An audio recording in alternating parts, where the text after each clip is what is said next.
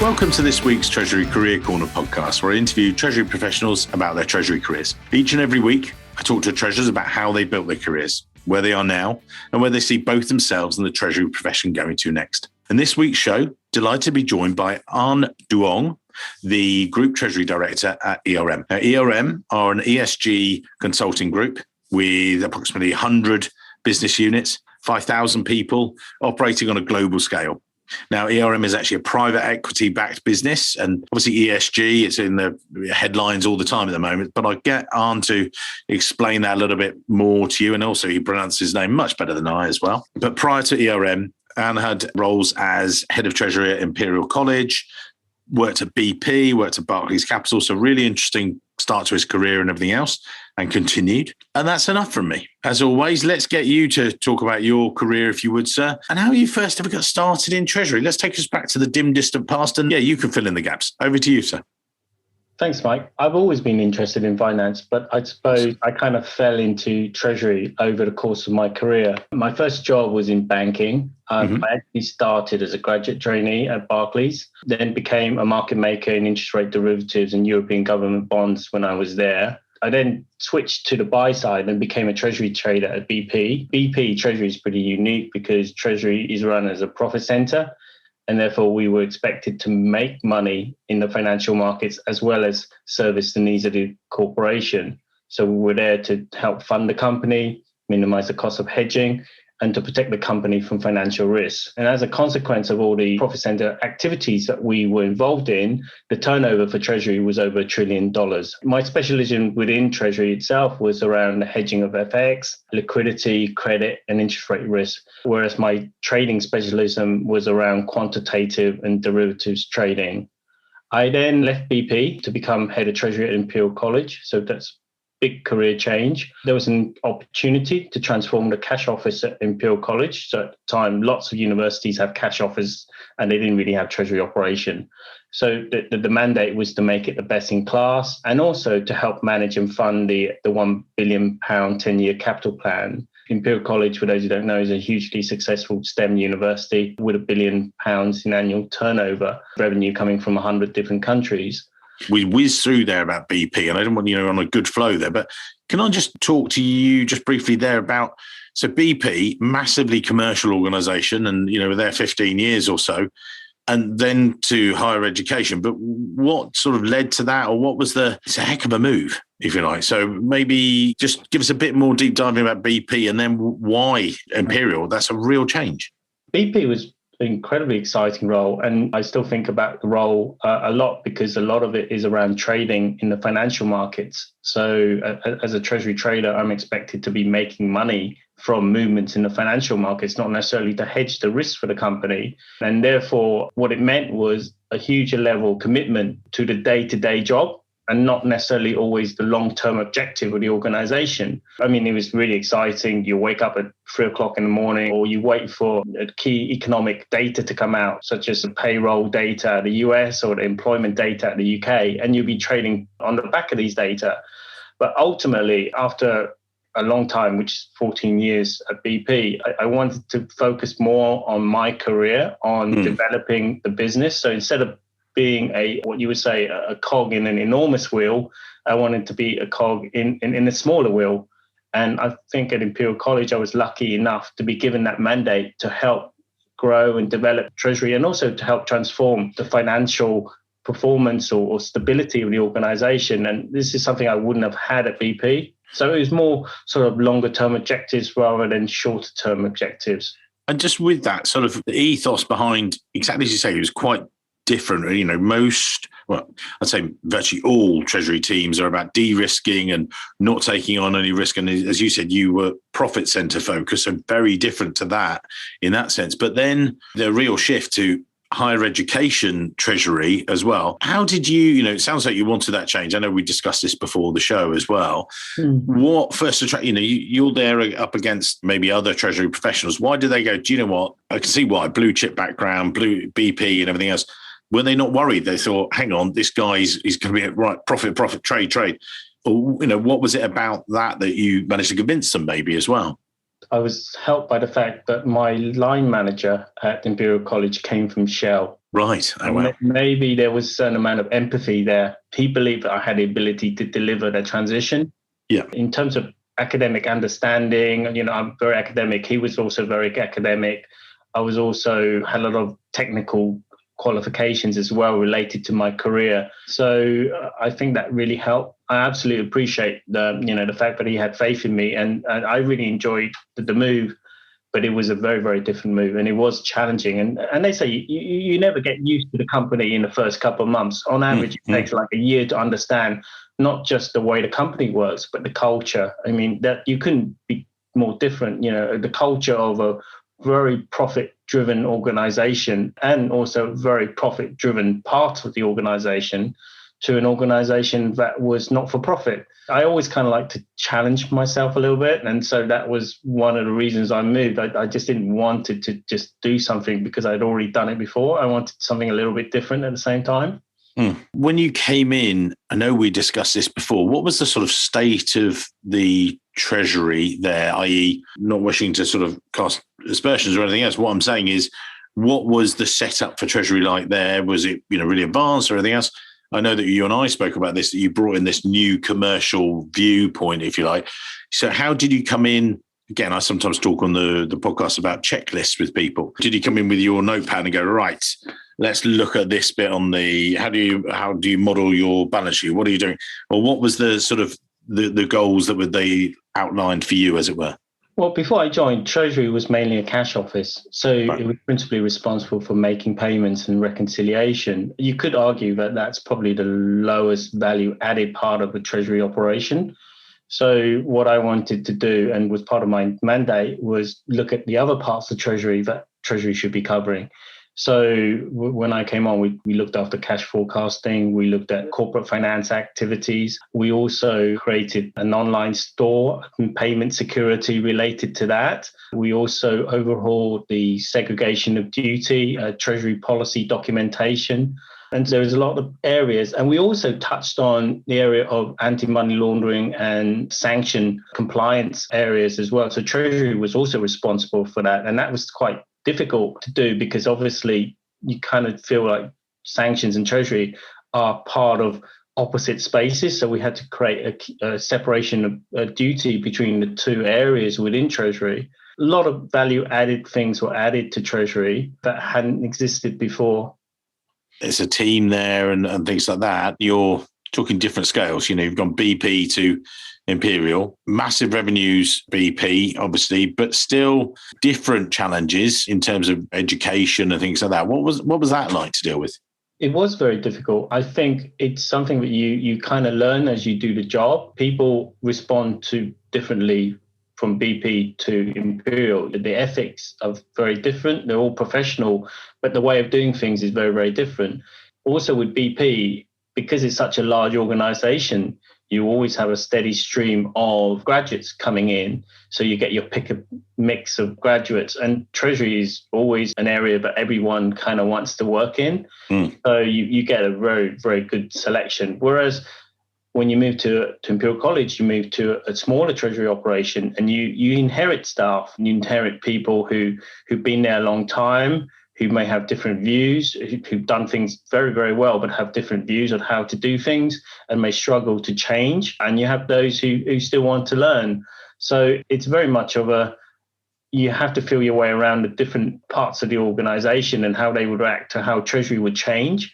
And also you have to look after your team and to understand the needs of the staff, and to make sure that whatever their concerns or issues that they may have, you need to address them. Unfortunately, if some things don't work, you have to make the tough decision. But ideally, 99% of the time, you don't want to change things unless you can't resolve them. So it's having to work around the setup that you have. It's very, very different compared to when you're at BP. I wouldn't say it's ruthless at all, but it's for a commercial organization, it's going to be very different to a non-profit organization. So you were there for sort of 4 years or so, and then the move to ERM. So yeah, it is a catchphrase at the moment, ESG and everything else, but you guys, this is what you do. This is exactly where your sweet spot, again, without being a complete pitch fest for you guys, but carry on. Maybe you could explain your role as Treasury Director there at ERM and what you do and worldly view and stuff. So over to you, sir.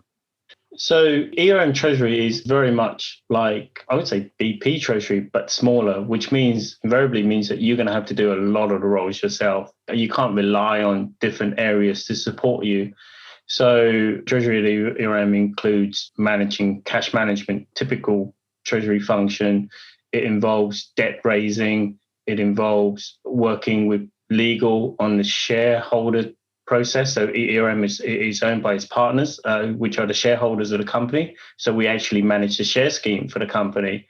We also work with tax on areas involving taxation, such as remittances and dividends and investments in new company. We also work on M&A. So since I've joined at ERM, I believe we've had 9 acquisitions in the space of just over 1.5 years. So it's like you get a lot of hats in a small organization, and your advice is needed, and you need to be on top of things. It is, I would say, more in terms of how much of a challenge is much more challenging than any area I've worked in before. Mm-hmm. Maybe just deep dive a bit more about ERM and what the business is. You're consulting, you're doing this. What's your role as treasurer for, how does it differ with a consulting business versus BP getting all out of the ground and everything else? Imperial College, you're looking after the cash over the education institution. Tell us about ERM then. From a financial perspective, ERM is very, very different. ERM is sub-investment grade, which is natural for a private equity-owned business. We're owned by AIMCo and OMERS. So these are retirement funds in Canada. So our AIMCo is Alberta Retirement Fund, OMERS is the Ottawa Retirement Fund. They're 2 large Canadian funds, have about over $100 billion under management. They are our principal shareholders. So we've been owned by them since 2015, and we have 700 partners that also help direct the future direction of the company.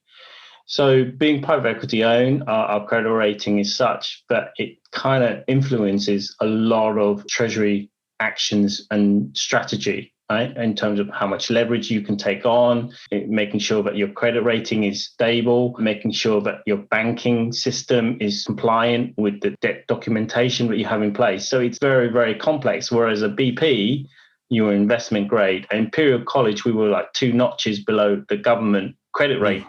Yeah. We could borrow money for 30 years at 2.5% if we wanted to. Whereas at ERM, we're borrowing money for 5 years unsecured at around 7%. It's very, very different. So that's the difference from a financial perspective.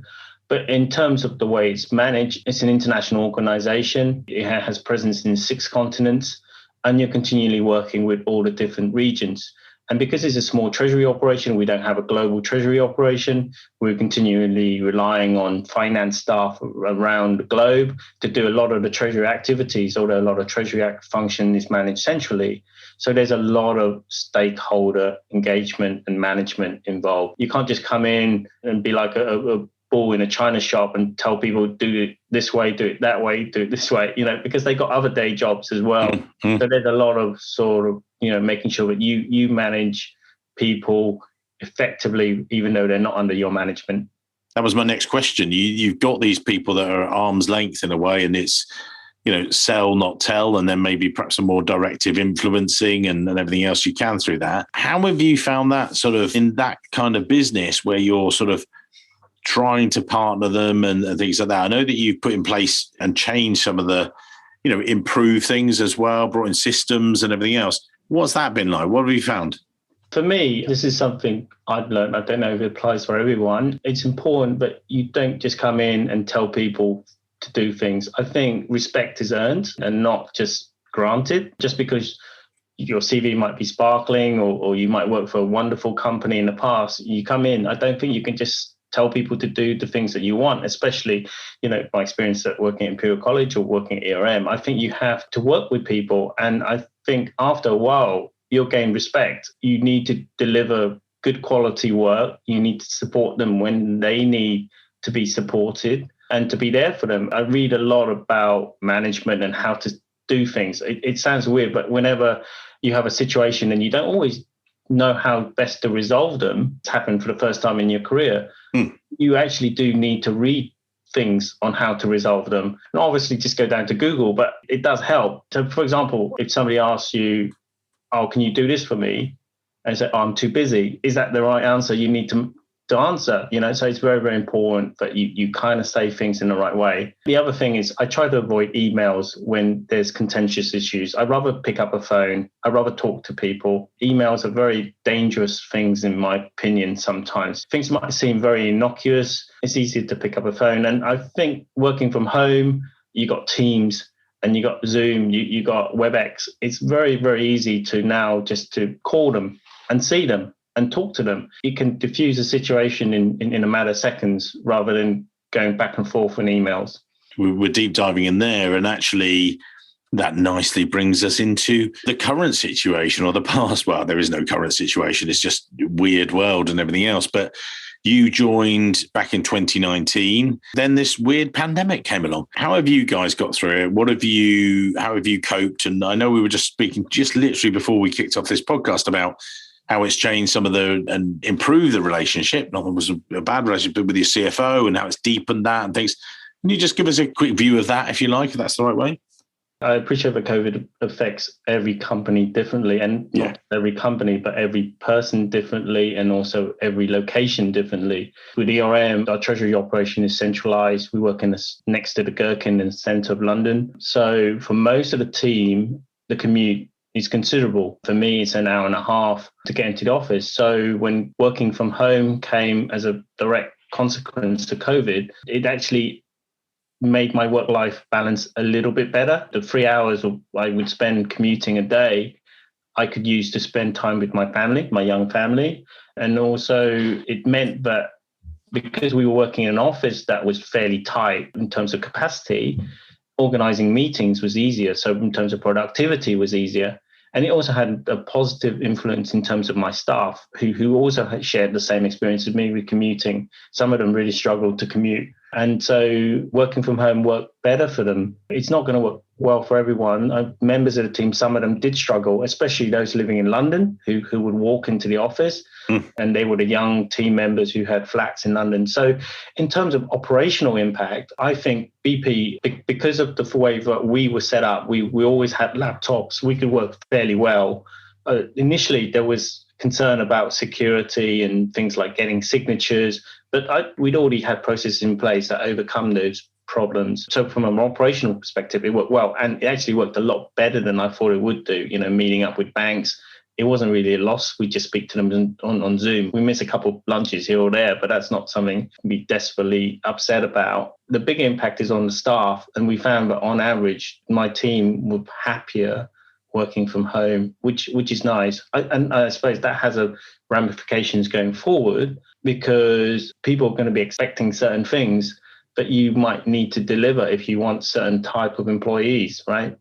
What do you mean by that? If you're looking to recruit young members, then some of them may not want to live in London, but then they don't want to live far out because of the commute, right? So London is still expensive. Rent is still very expensive. So they might prefer to live at home. You might lose out on junior members of staff. For more senior members of staff, are you just going to consider people who can commute every day, or are you just going to widen that net out? And then you look at the job space, a lot of job space have a dedicated sentence saying you'll work 2 days a week in the office, or 1 day, because it's now become a selling point for a lot of companies now, I can imagine, right? If you're looking to recruit, you don't want to shut down your list of good candidates because you're unwilling to change with the times, I suppose.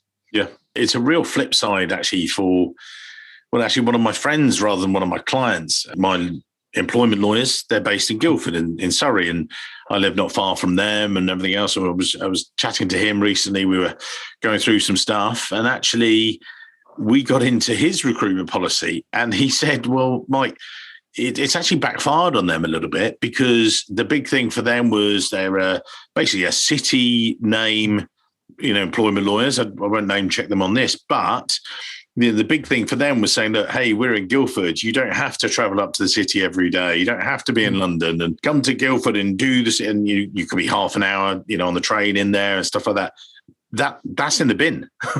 that's gone.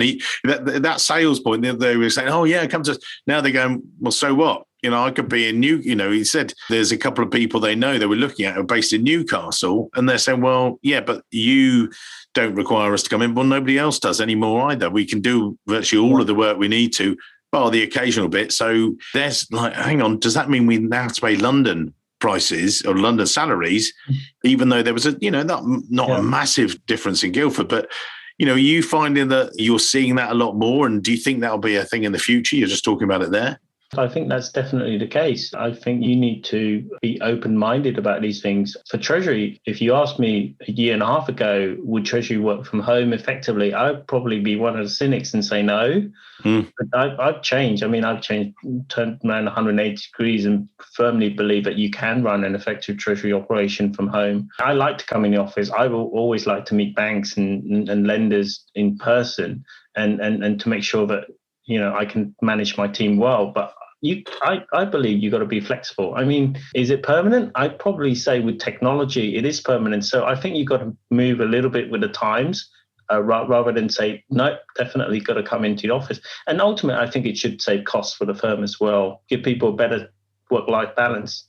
Looking at that future thing, you said you like coming into office. I was just actually communicating with a client earlier and saying that I think my entire I have to watch my waistline, certainly, more than usual. But actually about everybody's saying, can't wait to see you in the pub, can't wait to see you for lunch, can't wait to meet up, because recruitment is very much a relationship business, as is Treasury. And that's why, I combine the two of them, Treasury recruitment, which I love, and meeting clients like yourself and, catching up with banking partners and finance partners at conferences.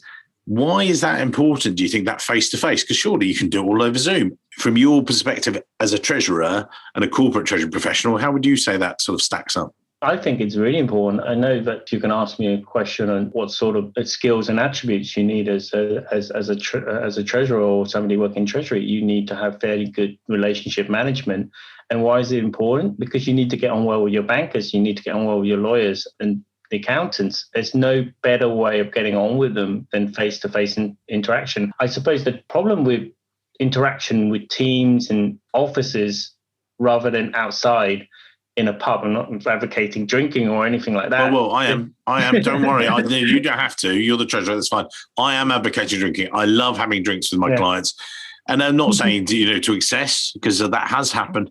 But I'm saying, I do like to have a beer with my clients because it's a nice way of decompressing and talking to them. Drinking responsibly, but that's what we're both advocating. So we'll do that bit of it. But exactly right. Carry on, sir.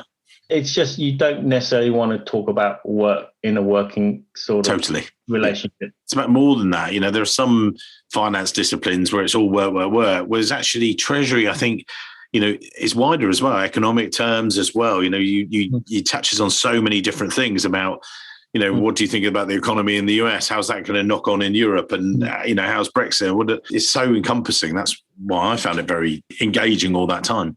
Also, everyone is human, right? Nobody's going to say, I'm going to devote X amount of time to company A, X amount of time to company B and company C. People are just going to say, I like this guy. I get on well with him.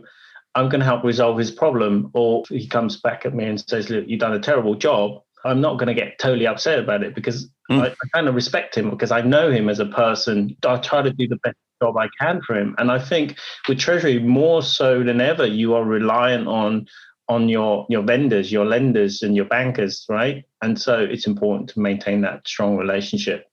And by the time this podcast comes out, I'll have published this latest article, which, again, I was in discussion with the ACT and they said, where did I see the future exactly as we just touched on there? Before we look to the future, let's look at the present sort of thing and where it's done. I think this blended, I talked to a good friend, treasurer today, and one of the things he said was, he's cut out this 2-hour each way commute, so 4 hours. He said the worst bit is he now works for an extra hour, 6 hours a day. I'm like, really said, I'm having to make sure I try and go out for a walk at lunchtime and try where I can because it's just bled over. And I said that's one of the things that another treasurer I talked to, he said, he didn't necessarily enjoy his hour and a half commute in the evening. It was a bit of a schlep to get back out to Kent. But he said, you know what? I did like the hour on Netflix. And that was his time where he decompressed before he saw his wife and kids and everything else. That was the time. So by the time he got home, he said, all right, okay, I'm into home mode sort of thing. That doesn't happen so much now. And I think that's a transition for people as well. Yeah, absolutely. I must admit, that's one thing I have not been able to do is to segregate working from home and also, spending time with my families from home as effectively as I would have done when I was working in the office. I suppose the difference now is that I'm around my children, and I think it still is a nice sort of pleasure to have. In terms of level work, I agree with your previous interviewee. I do probably say I work a little bit more. But that's also a function of the crisis that we live in today, right? With the pandemic. But it's definitely, I'm working a little bit more. But on the flip side, I've found 3 hours I never had before, which is nice. Just on that, we talked about the deepening of the relationship with yourself and the CFO. And you said that it's actually opened up more things for you, that you're having a much more regular FaceTime because you've had to as a treasurer. So that's more positive for Treasury and for yourself, would you say as well? I'm incredibly lucky that I spend a lot more time with the CFO, senior management. There's a daily interaction that happens. So a lot of projects that may not have involved Treasury, which now involves Treasury, I can often volunteer to say, look, this is our area. I don't want anyone else doing this. I believe we're in a place to do the best job we can for the firm. So that's happened. That's really helped. Obviously, the challenge is for more my junior members of staff, because for them, they need visibility. They need the human interaction. So we try our best to make sure that they do get the human interaction, because, you're missing out on meeting in the coffee area and having a coffee with random people you'd never meet normally. Yeah. You don't just call a random person up in your phone on Teams and say, hi, how are you doing? Yeah, like, so I think that really helps. I know some societies don't rely on banter or just general chit chat, but I do think it helps to have a general chat and just be more relaxed when you talk without having to talk about work all the time. I think it really breaks the ice. You have a fascinating personal background as well, and it's certainly affected the way that you are and your approach to Treasury and grabbing every opportunity and everything else. Can you perhaps, again, for the listeners, and this is a story we've pre-touched on before, everyone say, oh, Mike, prying into his personal life. No, I think it's incredibly, your backstory is just uplifting. So, again, over to you, sir. When I was young, I'm Vietnamese. So when I was young, my parents put me and my sister on a boat. So we were actually a refugee. At the time, we were called boat person. So it's no different from the Syrian refugees you hear now. I was about 6 years old at the time, just me and my sister, who was around 13 years old. We were on a boat and we got rescued by a British merchant ship in the Gulf of Thailand. And that's how we ended up coming to the UK. So when we got here, we were on our own for a few months. And then my dad came over on another boat, also a refugee, a boat person, with my sister. And then a few months later, my mum came over. So we were very much refugees. I suppose, has that had an impact on the way I view life? I like to think it's had a positive impact, because it means that I don't take everything for granted. And when I have downsides, I feel like I can get over them better, because I've had big downsides when I was young, like you don't have your parents, you don't have food on a boat. So it kind of puts everything in perspective, right? And it's all relativity a lot of times. And in this day and age, it's quite common to compare ourselves with the Instagrammers who's got holidays in nice far off countries and everything, and think that you haven't done much with your life or you haven't achieved much. You kind of feel like, well, from the people I left behind and the background I left behind, got so much more opportunities. So I'm kind of grateful for that. You've shown exactly that development and things. I think it was really enlightening when we talked about it before the show. And I was just like, wow, just how you're taking it and get the most out of it. And that's just incredible. And then when you're coaching people and you've got that, whether you've got that in the back of the mind or anything else, where do you see the sort of development for Treasury? What are you seeing as the future development of Treasury? The century that we lived in, we've just experienced so many financial crises, right? I mean, we had the dot-com, we had the global financial crisis, the Euro debt crisis. We've also had the pandemic. So Treasury is continually changing because of all these crises. It's moving more and more as a valid added operation. It's also there to protect the firm. And so I see Treasury as becoming increasingly important. In the past, it may not have been, 2 decades ago, it would have been more about let's make the payments, let's reconcile the payments. But I've been fortunate to work in a bank, and I've been working at BP, where Treasury's always been professional. But I do see as a wider change within the industry, Treasury will become more and more important, well chosen and defined career in its own right. So that's the way it's moving. Now, in terms of my team and my staff, I see that, again, it's becoming more professional. I think people are taking a lot more seriously the Treasury qualifications, and no longer are we like, oh, he's got an accountancy degree, he'll make a Treasury person. I think you now need a Treasury background, unless you're a graduate trainee. You do need certain graduate Treasury qualifications, and we're helped by the fact that we are supported by the ACT organization, and I think they do a great job of promoting Treasury and promoting the education required around Treasury. I'm hoping to help them as well, so I've kind of volunteered to help them, but currently because of COVID, I'm not doing a lot, but hoping to just sort of like engage universities on Treasury as a career option for students and undergraduates. Fantastic. Yeah, I spoke on did an ACT panel this week for the Future Leaders group, and really, really enjoyable. Actually, it was sort of really interesting questions coming from the audience, a variety of audience, but a lot of it was particularly focused on guys and girls at the earlier stages of their careers and sort of just gradually developing. So it was good to give more information and coaching there, sort of thing. Yeah. Just with that, sort of, you're talking there about Treasury coming into the limelight, if you like, but do you think that the spotlight will move away maybe from Treasury now the crisis is passing, moving on a little bit, and everything was liquidity? You talk about, but now actually, we had this back in 2008, liquidity crisis, and then I asked the question then, 12 years ago, was the spotlight going to move away from Treasury, and what did people need to do to keep a focus on it and, front of mind? Do you see it sort of diminishing, or what do you think Treasury professionals need to do, whatever levels, to keep their seat at the table? What do you think they should be doing?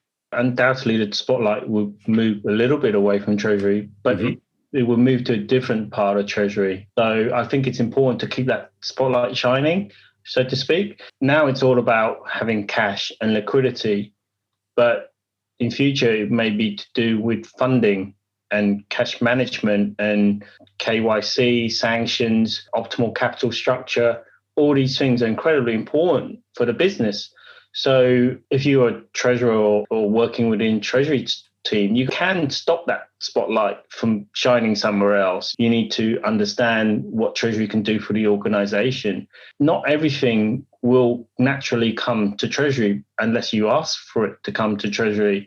So I think it's important to speak to senior management, to speak to people involved in making financial decisions, to say, look, we believe that this area really belongs to Treasury. We believe that nobody does a better job than Treasury does. Things like cash forecasting. A lot of businesses don't use Treasury for cash forecasting. They use the accounting method for cash forecasting, right? I mean, you need to basically bring them to Treasury, and to make the change worthwhile for the business. So you need to market that change. I don't think it would disappear. It would just shine in a different area. Very interesting, sir. I think there'll be some people are thinking about that, and we'll put your LinkedIn details in the show notes so that people can connect to you if you think it's right to have in your network and their network and everything else. Looking at the future, what are the tips that you would give to people, top 2 or 3, whatever levels they might be, they're looking at your background because they've gone, hang on, this guy made the move from banking through BP, through higher education, through, to ERM. Brilliant, amazing variety there. And some people stay in one company 20 years still, which does happen and things like that. What tips would you maybe give, whether that's around industry or Treasury, or what are the key things that you would summarize really?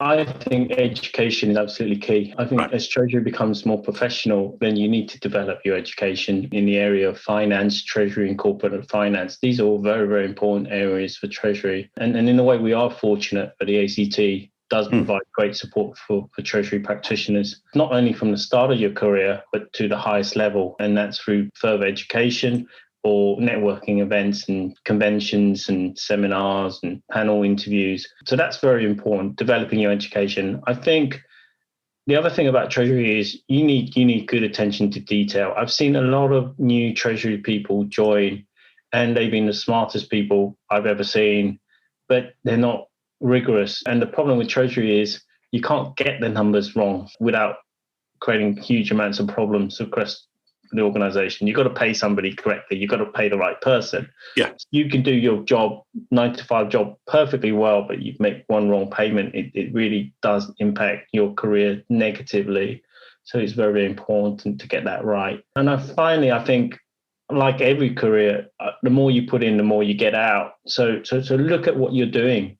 See where you can add value. Treasury is more about creating real opportunities and adding value for the business. In Treasury, we're really lucky because the things that we do, you can actually see the tangible impact almost straight away, right? You can improve the liquidity of the firm, right? Increase cash, which then reduces the borrowing need. So that helps. You're saving money. You can minimize risk. You can reduce FX risk, credit risk, and interest rate risk for the organization. That also protects the firm. You can enhance yield. You can reduce costs. So all these things you can do. And so not necessarily wait for them to come to you. You might have to actually look at the problem, and people might not think it's a problem, but you can actually do something about it. I'm a firm believer in Treasury can actually pay for the cost of Treasury by just good Treasury management. I think those are the 3 things that are important. Brilliant. Just the ones I was going to summary. Education is key to your growth and continued success, but then also the more you put in, the more you get out. And, that again being critical to your success. I think those are the ones that really, for me, stood out. So, very much. Wow, brilliant episode. Thank you, sir, for your time today. As I say, we'll put your LinkedIn details in the show notes so people can connect to you. Very insightful as always, sir, and look forward to finally having a very measured beer after this is all over and, having a good old catch up. So thank you very much for your time today. Thanks so much, Mike. Thank you.